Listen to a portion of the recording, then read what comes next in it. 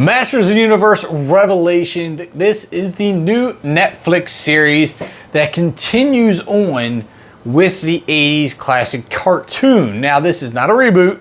Again, continuation. And as a kid who watched the original He-Man in the 80s, I know I just showed my age, I am absolutely in love with this idea. A little worried that they wouldn't do the original justice, but within minutes of the very first episode, I was completely put at ease. This series is so good. I mean, it's not perfect. I have a couple quarrels here and there, but they're minor. But it was such a good series. It's an incredible story. Now, this is only part 1 of 2, so there's going to be more coming.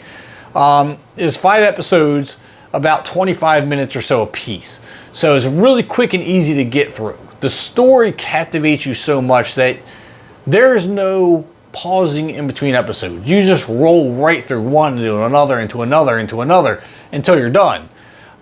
They go by very quickly. Now, the story behind this series is that after another epic battle with Skeletor, tragedy strikes. I'll put it that way. I don't want to spoil anything. Tragedy strikes. All of the magic in Eternia is just dwindling down to nothing. It's just draining. And once all the magic in Eternia is gone, Eternia dies. Because, I mean, it lives off its magic. And then when Eternia dies, the rest of the universe dies, because then the rest of the universe feeds off Eternia's magic as well. So with so much at stake, I mean, literally the stakes in this story, not only with that part of it, but there's other parts too.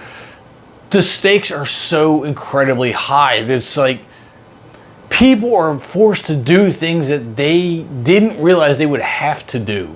Heroes take a step farther than they ever had to take before. And we have allies that we never thought we'd see. We have villains doing good things, good guys doing questionable things, and every character in the series has a shining moment.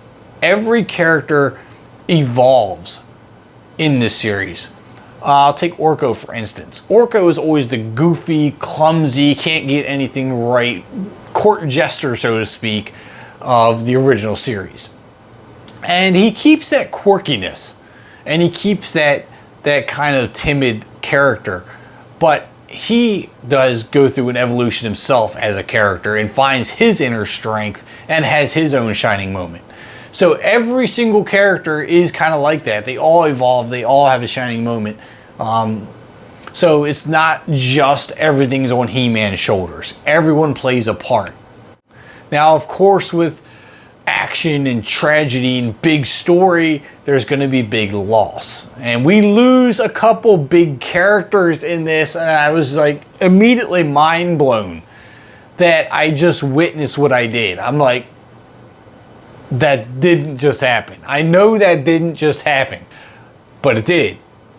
And you're left in complete awe. You don't know where to go. You don't know what to think. The only thing to do is keep watching.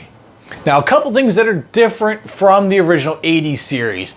Prince Adam and He-Man.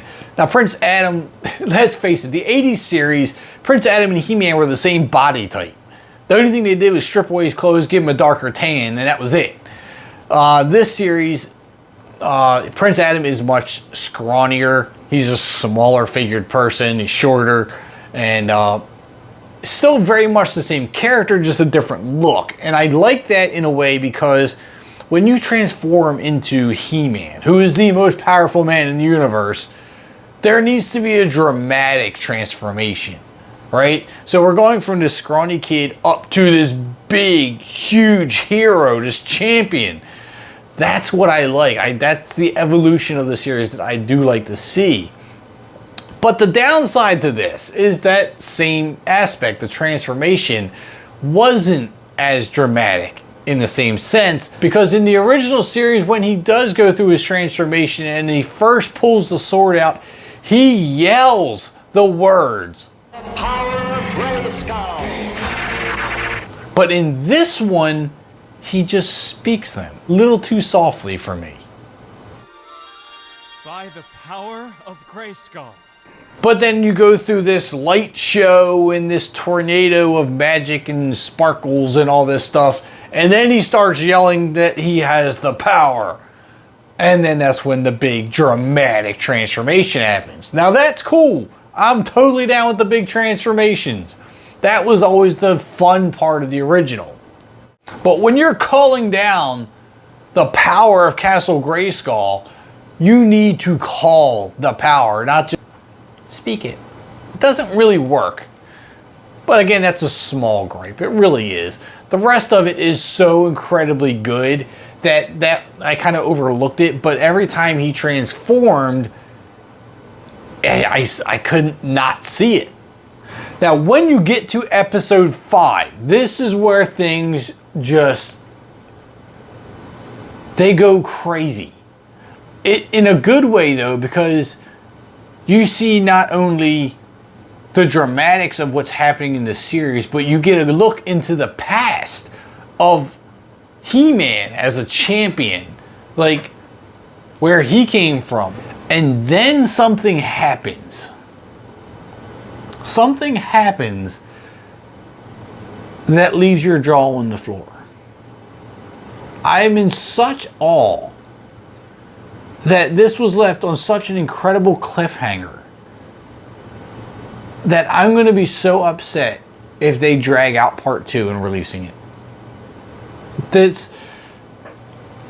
What happens is almost unthinkable.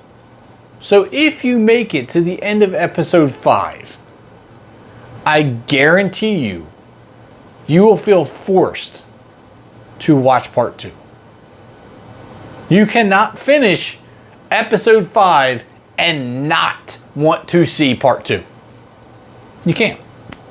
So long story short, this was a phenomenal series. You gotta watch it. It does the original justice while evolving it into a more modern time, more modern animation for the next generation. Great way to do it. Hands down, fantastic job. Please drop a like on the video if you haven't already. Hit that subscribe button for more movie news and content. I'm Kevin, and I'll catch you at the concession stands.